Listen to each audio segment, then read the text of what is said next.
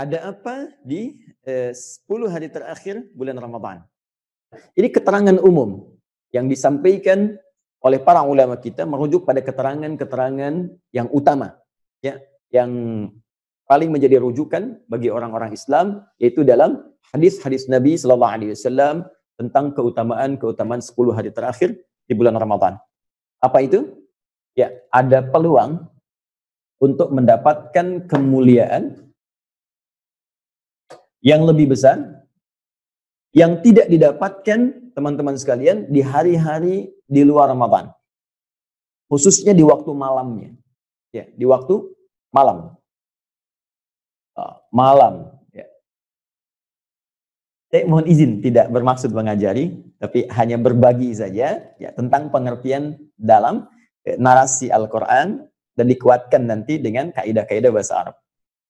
Malam itu bahasa Arabnya lail. Lail. Ya, al-lail.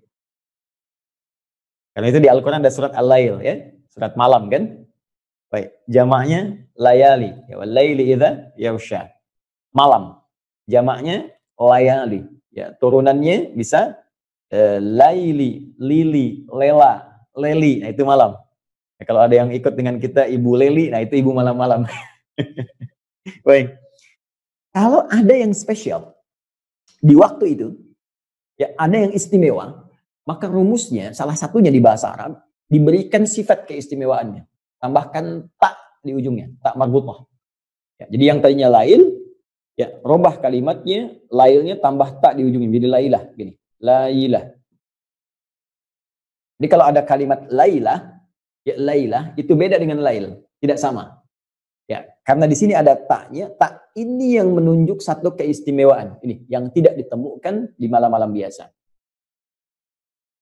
Spesial di Ramadan ada malam yang tidak disebutkan oleh Allah dengan kalimat lail seperti yang lainnya, tapi langsung diungkapkan dengan kalimat lailah. Bahkan dahsyatnya di lailah ini disandingkan dengan kadar manusia. Semua ketetapan-ketetapan kehidupan yang telah ditetapkan di Lauh Mahfudz sebelum kita tercipta bahkan. Ya, tentang kita terlahir, tentang aktivitas di mana, Anda di Amerika, apakah nanti kembali ke Indonesia, kemudian hidup di mana, wafat di mana, sampai kembali kepada Allah, yang di situ kemudian kita hidup sekarang untuk berikhtiar, mewujudkan semua apa yang tertulis itu. Itu disebut dengan qadar namanya. Qadar. Nah, makin dahsyatnya ini, Lailatul Qadar, itu hingga Allah menurunkan satu surah khusus disebut dengan namanya Al-Qadar. Ya, inna anzalnahu fi lailatul qadar. Masya Allah. Kembali ke inna tadi. Sungguh kami dengan keagunganku, kata Allah, akan turunkan informasi yang dahsyat.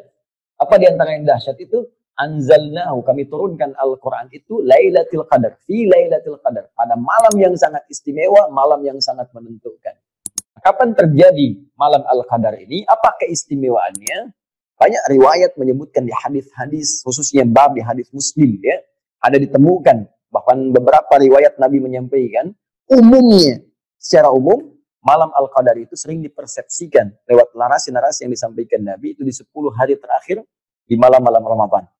10 hari terakhir. Ya, walaupun ya, sebagian ulama berpendapat ini dirahasiakan oleh Allah Subhanahu wa taala, dia bisa muncul di malam pertama, muncul di malam kedua atau di pertengahan, dirahasiakan supaya kita serius untuk menjemput setiap malamnya. Hanya kemungkinan besar kebanyakan munculnya di 10 hari terakhir di bulan Ramadan berdasarkan keterangan-keterangan hadis-hadis Nabi sallallahu alaihi wasallam. Apa yang Anda bisa dapatkan ketika hadir malam ini? Kata Al-Qur'an, Lailatul Qadri khairum min alfi syahr. Pada malam ini, jika Anda bisa beramal satu aja, baca Al-Quran misalnya, ya, sholat, cuma 2 rakaat sekali, dibuka takbir, diakhiri salam. 2 rakaat. Ya. Kemudian Anda baca Quran. Itu pun misalnya baru baca cuma 1 huruf. Ya. Nun, qaf, ya. Tiba-tiba ketiduran. Ngantuk misalnya. Itu pahalanya khairum min alfi syahr. Lebih daripada 1000 bulan. Awas, jangan keliru menerjemahkan ya. Jangan keliru menerjemahkan. Bukan sama dengan 1000 bulan. Awas, bukan sama.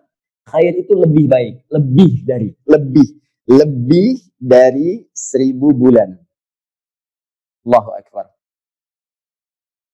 Kalau 1 bulan saja, ya, itu bisa kurang lebih hitungannya 82 sampai 85 tahun. Kita ambil standar lah 83 tahun misalnya. Ya, 1000 bulan. Ya, maaf saya koreksi, 1000 bulan ini standar dengan kurang lebih 83 tahun. Kalau kita teruskan dikalikan dengan standar di Hijriah.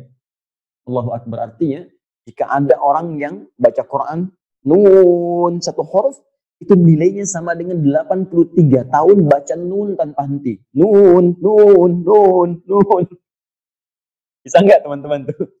Ini. Ya. Dan saya mengilustrasikan tuh. Membayangkan bagaimana kalau seorang dapat malam itu tuh sedang bertaubat. Ya Allah, saya merasa banyak dosa ya Allah. Saya banyak salah ya Allah. Pada ayah saya, pada ibu saya. Saya belum sempat minta maaf. Beliau telah meninggal dunia. Saya tidak tahu bagaimana jalannya untuk memohon maaf. Ya Allah, saya banyak salah ya Allah terhadap anak-anak saya. Karena saya kurang perhatian dengan mereka. Akhirnya mereka kemudian mencari perhatian di luar. Terlihat seperti nakal. Padahal tanggung jawab saya sebelumnya yang kurang perhatian. Ya Allah, saya salah dengan teman saya. Saya belum berjumpa dengan dia dan belum minta maaf pada kesalahan saya. Anda kemudian taubat. Dan tak terasa air mata itu mengalir. Terasa mengalir gitu. Dan turunlah penerimaan Allah pada saat itu. Begitu taubatnya diterima. Digugurkan semua dosanya. Kalau Anda beramal satu aja misalnya. La ilaha illallah. Mikir satu aja kalimat. Begitu mengucapkan la ilaha illallah. Amalan itu sama dengan 83 tahun. Usia Anda mungkin baru 60 tahun. Ya, 50 tahun. Tapi punya amalan 83 tahun. Dan dosa dikosongkan oleh Allah subhanahu wa ta'ala. Hilang. Paling indah ketika Anda mengucapkan la ilaha illallah. Kemudian tibalah waktunya untuk pulang. Ketika meninggal dunia itu, Anda sudah punya amalan 83 tahun melampaui amalan usia Anda. Dan pada saat itu, dosa-dosa sudah dihapuskan oleh Allah subhanahu wa ta'ala. Inilah keistimewaannya malam-malam terakhir di bulan Ramadan. Ya. Dan yang terakhir, apa yang menarik pula di malam-malam terakhir di bulan Ramadan, setelah kita dapatkan informasi yang pertama menunjuk pada tingkat keimanan seseorang, ya, kesungguhannya, kemudian juga menunjuk kepada amalan yang sangat dahsyat yang bisa didapatkan di situ. Yang terakhir, Allah akan memberikan kenikmatan. Yang ini bisa dilatih dengan satu amalan.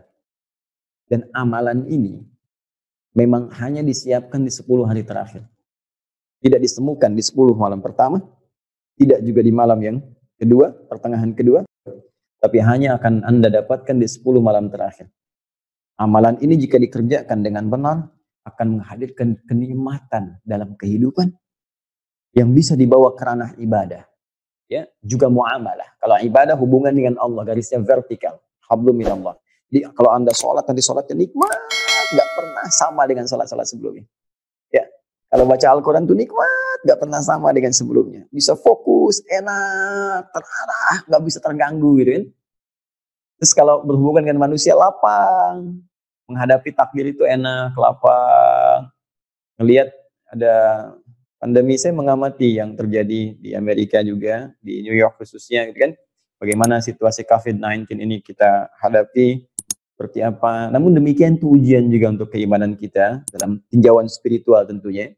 Dan orang beriman menghadapi situasi yang membahagiakan ataupun terlihat nampak dalam pandangannya kurang menyenangkan, itu semua situasinya sama. Sampai-sampai ada bab khusus kata para ulama, orang kalau sudah merasakan ketenangan dalam kehidupan, maka terpraktekkan 2 sumber keindahan yang mengantarkan setiap hamba ke surga. Apa itu? Syukur, sabar. Dia orang masuk surga itu kalau mau cepat 2. Ya, 1 syukur, kedua sabar. Makanya syukur disebut oleh Al-Quran sedikit yang bisa. Wa qalilun min ibadiyasy syakura. Sedikit hambaku yang bisa sabar. Syukur. Dan sabar itu kalimat pembuka malaikat menyambut orang masuk surga. Kita ada di Quran surah ke-13 Ar-Ra'd ayat 23 sampai 24. Ya, jannatu 'adnin yadkhulunaha wa man salaha min abaihim wa azwajihim wa dzurriyyatihim wal malaikatu yadkhuluna 'alaihim ya min kulli bab. Salamun 'alaikum bima sabartum. Salamun, selamat bagi Anda semua. Ya, bisa masuk surga yang indah ini bima sabartum, karena sabar.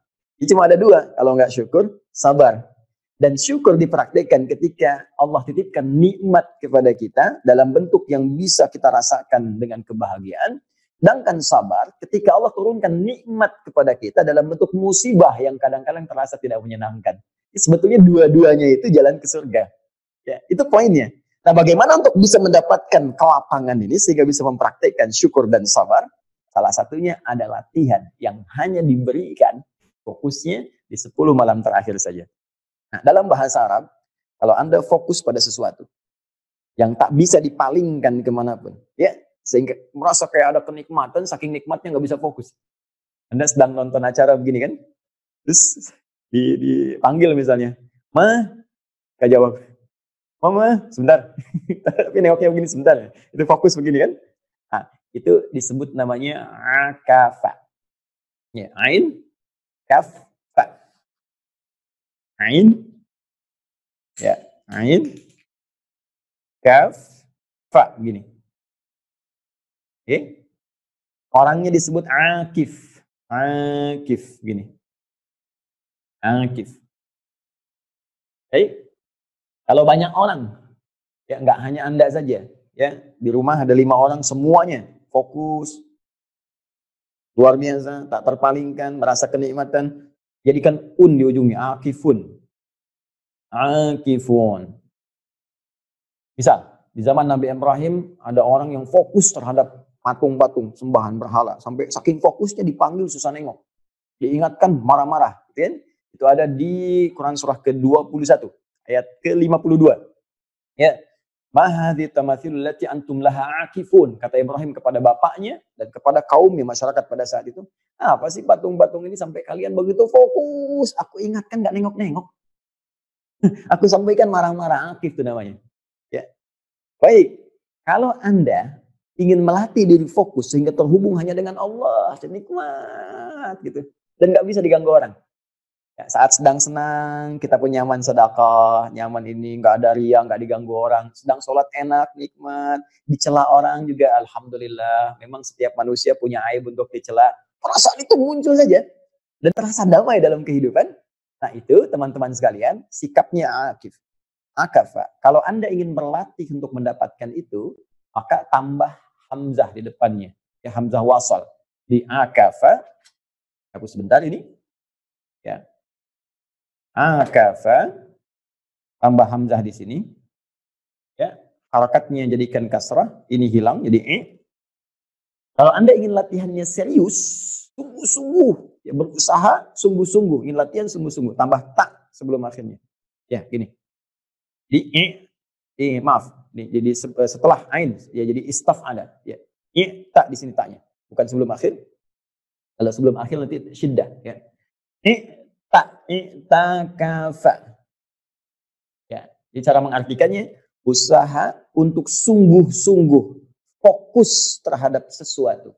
Usaha untuk sungguh-sungguh, taknya akafanya fokus terhadap sesuatu sehingga tidak bisa dipengaruhi atau dipalingkan oleh yang lain. Saya ingin fokus untuk ibadah kepada Allah sehingga setelah i'takafa ini saya bisa fokus dengan Allah, saya fokus dengan hukum-hukumnya, nggak peduli dengan gangguan orang, bisa terasa nyaman menghadapi berbagai musibah dan sebagainya, bisa membalas keburukan dengan kebaikan, bisa mencintai dengan lebih luas, menyayangi tanpa pamrih. Itu latihannya disebut dengan i'tikafa, sifatnya disebut dengan i'tikaf. Ini sifatnya, keadaannya. I'tikaf.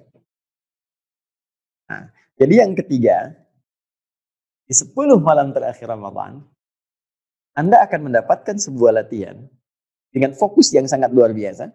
Sampai-sampai Nabi mengencangkan ikat pinggangnya. Sampai-sampai beliau membangunkan keluarganya. Sampai-sampai beliau menghidupkan malam-malamnya. Supaya masih bisa berlatih untuk menikmati segala karunia yang Allah berikan kepada beliau. Ya, yang bisa dibawa dalam kehidupan. Itu yang menyebabkan Nabi dicela, tidak membalas. Nabi dilempar, malah mendoakan. Terus dalam akhir hidupnya pun masih menyampaikan kalimat yang ingin menyayangi kita semua. Dan di mana kita dibanding keteladanan Rasulullah SAW? Karena itu saya kira kita kembalikan ke sini bahwa i'tikaf tidak ditemukan. Bukankah hanya di 10 malam terakhir Ramadan? Kan? Gak ada orang i'tikaf dalam konteks ini, jadi 10 hari pertama atau 10 hari kedua. Kita hanya temukan di 10 hari terakhir. Dengan tujuan-tujuan yang tadi saya sebutkan. Nah, ini yang menjadikan alasan-alasan kuat mengapa kita diberikan isyarat dalam Al-Quran. Ya, dalam Al-Quran bahkan jelas di Al-Baqarah ayat 187 tentang ini. Ya, bahkan langsung ke orangnya akif. Seakan-akan Allah ingin mengatakan, kalau bisa kamu memang harus jadi orang yang sudah otomatis. Ya, siap-siap tuh kan tiap tahun dikasih tahu. Bahasanya seakan-akan begitu. Tiap tahun ada Ramadan masa masih intikaf juga harusnya sudah akif. Karena itu di Al-Baqarah 187 itu di pertengahannya ada kalimat begini.